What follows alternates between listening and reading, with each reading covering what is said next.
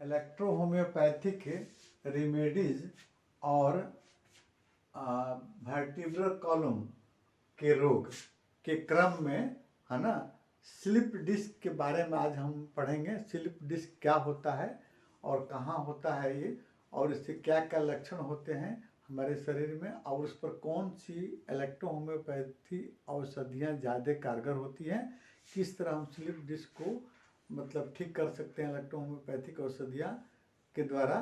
तो इसके बारे में आज हम जानेंगे। तो इसके जानने के पहले सबसे पहले हम मतलब वर्टिब्रल कॉलम या बैकबोन है ना, या रीढ़ की हड्डी, मेरुदंड की हड्डी के बारे में हम बता रहे हैं। उसमें सबसे आसान होगा समझना, कैसे हम समझ सकते हैं कि हाँ ये आपको हमारा बैकबोन है, या आपको उसको कहेंगे मेरुदंड या रीढ़ की हड्डी है ना। ये सामने जो दिखाई पड़ रही है रीढ़ की हड्डी, इसको ये हमारे सामने वाला हिस्सा, ये सामने वाला हिस्सा हो जाएगा और ये पीछे वाला हिस्सा हो गया है ना। तो देखते हैं इसमें, देखिए कितनी हड्डियां होती हैं। इसके पहले वाले क्लास में भी हम बता दिए थे, लेकिन स्लिप डिस्क पढ़ने के पहले, स्लिप डिस्क के बारे में जानने के पहले इसके बारे में हमको जानना जरूरी है। तो देखिए ये आपको बैकबोन जो है, रीढ़ की हड्डी जो है, आपको स्कल्स के पिछले भाग से निकल कर है ना, और आपको पुच्छक हड्डी या इसको मतलब कॉक्सी बोन तक जाती है, या कमर के सबसे निचले भाग तक जाती है, या पेल्विक रीजन के हड्डी के पास तक पहुंचती है। ये बैकबोन के नाम से जानी जाती है। और देखिए इसमें 33 हड्डियां होती है ना। 33 हड्डियां छोटी छोटी, जैसे वर्टिब्री के नाम से हम लोग जानते हैं, अंग्रेजी में इसको वर्टिब्री और हिंदी में मनका कहते हैं है ना। अब देखिए ये जो है 33 हड्डियां जो हैं, मनके जो हैं या वर्टिब्री जो हैं, इसके बीच में एक गोल गद्देदार रिंग की संरचना होती है, जिसको हम डिस्क कहते हैं है ना। ये आपको कनेक्टिव टिश्यू की बनी हुई होती है, हर एक आपको मतलब वर्टिब्री को जोड़ने का काम करती है ना। तो डिस्क क्या होता है? डिस्क जो है कनेक्टिव टिश्यू का बना हुआ एक आपको गद्देदार, या उसको कहेंगे रिंग टाइप का है ना, वाशर टाइप का बना हुआ संरचना होती है, जो हर एक आपको वर्टिब्री को जोड़ने का, यानी दो वर्टिब्री, दो मनके के बीच में स्थिर होती है ना।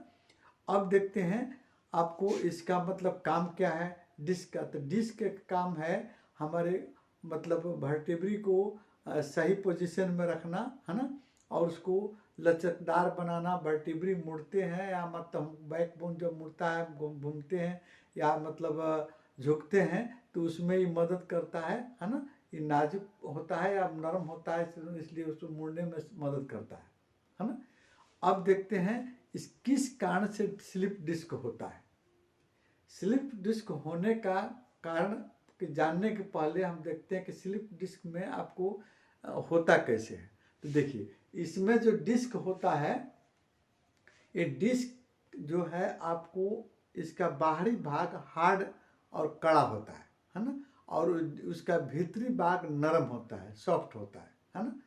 किसी कारणवश, कारण जो भी हो, जैसे किस कारण से होगा, हम अधिक अगर झुकते हैं है ना, या भारी चीज़ उठाते हैं, या इस पर चोट लग जाता है बैकबोन पर है ना, तो चोट लगने या भारी चीज़ उठाने या वजन बढ़ने के कारण इस स्लिप डिस्क का भीतरी हिस्सा जो है, जो नाजुक हिस्सा है, आपको बाहरी हिस्सा को पार करके बाहर आ जाता है ना, बाहर आता है। यानी डिस्क जो है आपको वर्टिब्री से जब बाहर, आंतरिक भाग, डिस्क का आंतरिक भाग वर्टिब्री से जब बाहर आ जाता है ना, तो वो आपको स्लिप डिस्क कहते हैं। उसको डिस्क का बाहर आना या प्रोलेप्स ऑफ डिस्क कहेंगे, उसको बाहर आना कहेंगे, इसकी स्लिप डिस्क के नाम से हम लोग जानते हैं।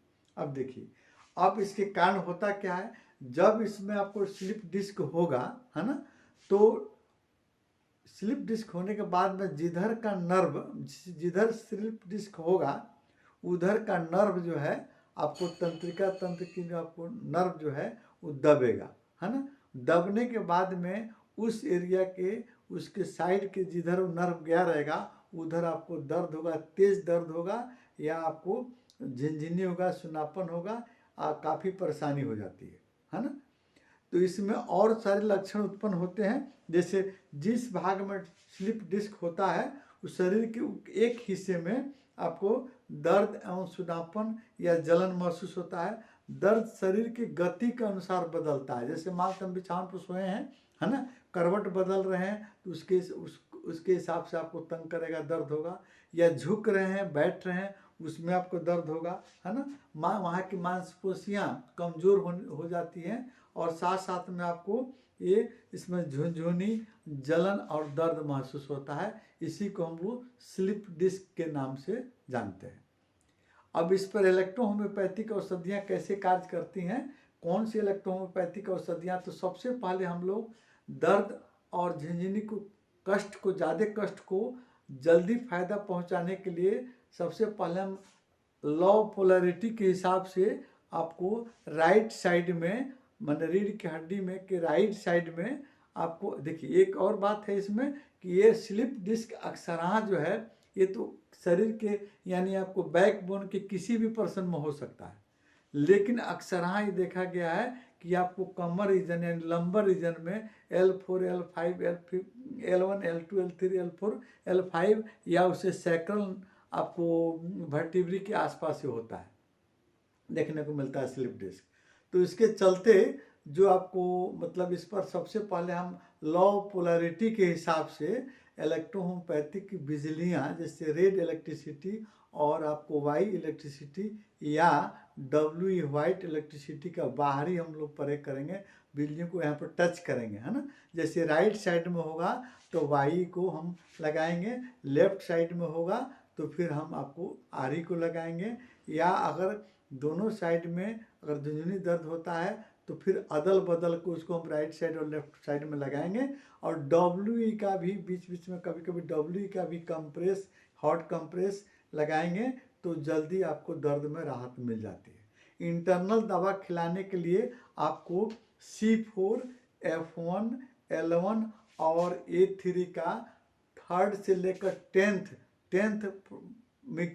में मिक्सचर हम बनाकर मरीज को जल्दी जल्दी पिलाएंगे तो ज़्यादा राहत मिलेगी और स्लिप डिस्क हमारा